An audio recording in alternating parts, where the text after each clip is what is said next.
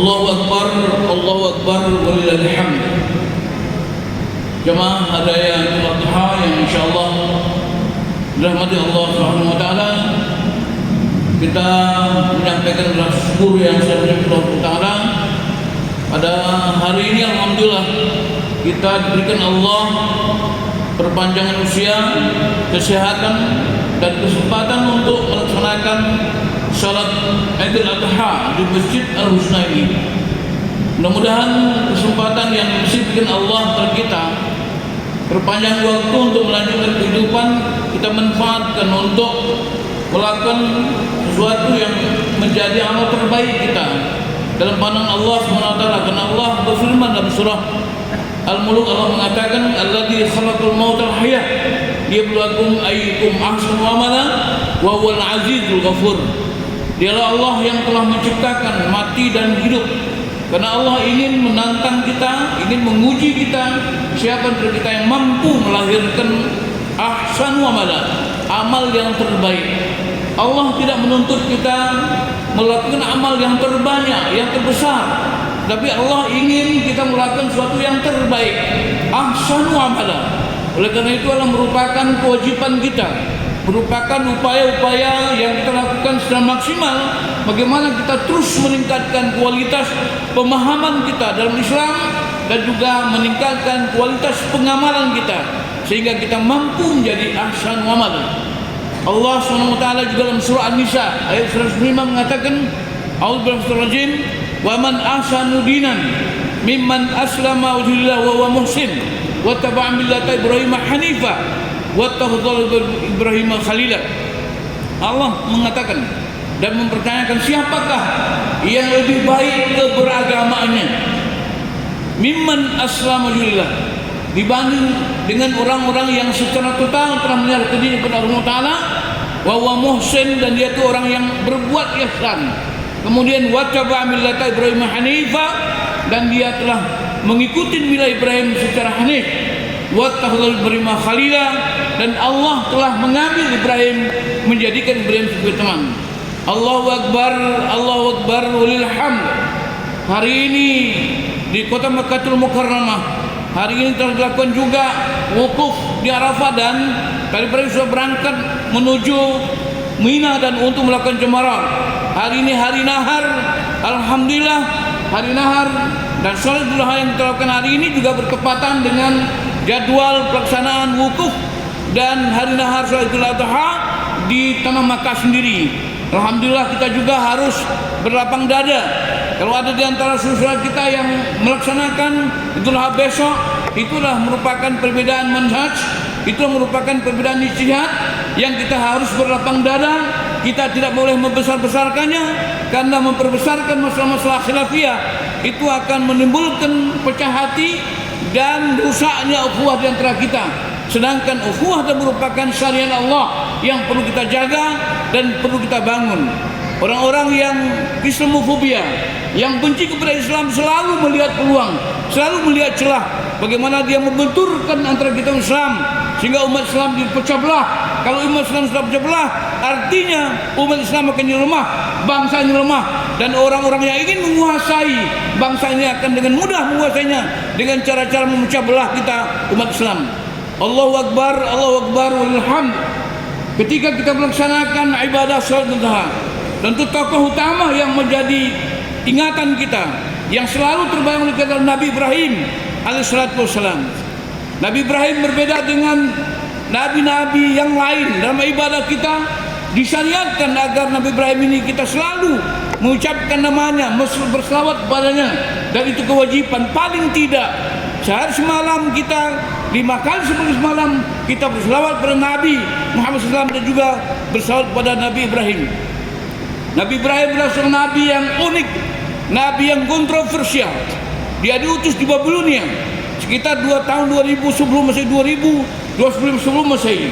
Ketika orang menyembah berhala, ketika Namrud penguasanya mengaku diri Tuhan, disitulah Nabi Ibrahim diutus menjadi nabi, menjadi rasul, yang dilahirkan seorang bapaknya yang bernama Azar, rusul patung yang disembah oleh masyarakat waktu itu.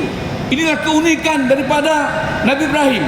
Nabi Ibrahim telah menyampaikan dakwah tauhid kepada bapaknya Azar yang membuat patung. Nabi Ibrahim telah menyampaikan dakwah tauhid kepada Namrud. Nabi Ibrahim adalah seorang sosok yang luar biasa. Ya Allah katakan dalam Al-Quran, Inna Ibrahim kana ummah. Ibrahim telah merupakan umat. Kekuatan, keberanian, keistimewaan dan keunggulan adalah melebihi daripada satu umat. Dia berani menyampaikan dakwah tauhid sekalipun kepada Namrud, raja tirani, penguasa yang zalim. Sehingga Rasulullah SAW memberikan komentar, Afdul jihad qaulul haq inda sultan jair. Jihad yang paling utama adalah menyampaikan kritikan yang benar, menyampaikan koreksi yang benar, kalimat yang benar kepada penguasa yang zalim. Allahu Akbar, Allahu Akbar walillahil hamd. Nabi Ibrahim AS telah menyampaikan dakwah tauhid itu tidak merupakan doktrin, tidak menjadikan tauhid dogmatis. Dia telah mengajak umat paganis waktu itu untuk berfikir secara rasional. Dia mengajak umat paganis untuk memperhatikan bintang. Dan dia katakan inilah Tuhan kita. Jika bintang tenggelam, terbenam, dia katakan bukan ini Tuhan kita. Saya tidak suka kepada Tuhan-Tuhan yang tenggelam. Nabi Ibrahim juga ketika melihat bulan bazgan, bulan terbit, kemudian Ibrahim juga mengatakan inilah yang Tuhan kita. Kemudian ketika bulan terbenam, dia pun menyatakan dengan tegas, bukan ini Tuhan kita. Sampai matahari pun begitu. Begitu Ibrahim, seorang pemimpin yang mencoba mengajak berfikir secara intelijen, secara intelektual. Dia mengajak dan memancing rasionalitas, otak yang waras, akal yang sehat, agar semua umat waktu itu tidak menerima tauhid hanya sebagai dogma, tapi berfikir dan mengakui dengan otaknya bahwa benar Tuhan adalah satu, hanya Tuhan yang bisa menciptakan semuanya. Semua yang diciptakan bukanlah Tuhan. Allahu Akbar, Allahu Akbar. Dan selanjutnya sidang Jumat yang berbahagia, Ibrahim itu seorang yang tidak hanya berani menyampaikan kebenaran kepada umat, tapi juga kepada Namrud. Tapi dia juga punya keberanian untuk melakukan memancing nalar umat paganis itu dengan menghancurkan para berhala, kemudian menggantungkan kampak di atas berhala yang paling besar. Itu bukan untuk berbohong, tapi untuk memperdaya, untuk mencoba memancing nalar orang-orang paganis yang itu menyembah patung. Walaupun dengan risiko yang terberat, karena dakwah bagaimanapun akan mempunyai risiko yang terberat. Ketika kita sudah memilih dan dakwah, pasti kita akan berhadapan dengan tantangan-tantangan yang berat. Ini yang dilakukan oleh Ibrahim. Ibrahim adalah sosok orang yang melakukan sesuatu tidak bertanggung jawab, tapi dia bertanggung jawab. Dia tangan menjejang, bahu memikul. Dia melakukan, dia bertanggung jawab. Ketika dia diputuskan untuk dihukum bakar hidup-hidup, dia terima dan dia tidak pernah meminta gerasi, meminta keringanan. Sekalipun bapaknya Azar orang yang paling dekat dengan Namrud. Ketika itu Ibrahim sudah diputuskan dan sudah dilemparkan ke api yang besar. Kemudian ketika itu datang malaikat buru-buru menawarkan bantuan. Malaikat mengatakan, apakah yang bisa dilakukan untukmu ya Ibrahim? Ibrahim menolak. Allah lebih tahu tentang saya daripada kamu sendiri. Kemudian turunlah ayat, ya kuni, ya narakuni badan wassalama. Hei api, dingin dan selamatkan Ibrahim. Ibrahim adalah sosok pemimpin yang dia tidak hanya memimpin kekuasaan, tapi dengan otak yang cerdas. Dia sosok pemimpin yang berani menyampaikan kebenaran, tidak saja kepada masyarakat banyak, tapi juga para pemimpin yang zalim. Tapi Ibrahim juga seorang yang berani melakukan sesuatu yang walaupun harus memikul risiko yang besar, yaitu dilemparkan dalam api yang besar. Ibrahim sosok yang unik, sosok yang betul-betul merupakan contoh yang besar, contoh yang agung. Ketika Nabi Ibrahim harus diperintahkan pindah dari Babilonia ke Hebron melalui perjalanan ribuan kilo, jauh lebih jauh dari hijrahnya Rasulullah SAW dari Makkah ke Madinah. Ibrahim melakukan itu. Kemudian Ibrahim diuji lagi dengan ujian-ujian yang besar. Dia memohonkan anak kepada Allah SWT. Kemudian Allah berikan anak pertama Ismail dengan istri Hajar. Dia harus hantarkan ke tempat yang sepi, ke padang tandus, ke Bakkah. Ketika itu Nabi Ibrahim, kita bayangkan, dia harus antarkan anaknya, kemudian dia harus tinggalkan. Dia cuma melihat sekali 4 tahun saja. Kemudian kali keempat ketika dia melihat Ibrahim, pada waktu itulah dia menerima dan mimpinya perintah untuk menyembelih Nabi Ismail. Inilah ujian-ujian yang dilalui oleh Allah Subhanahu wa taala, dilalui oleh Ibrahim.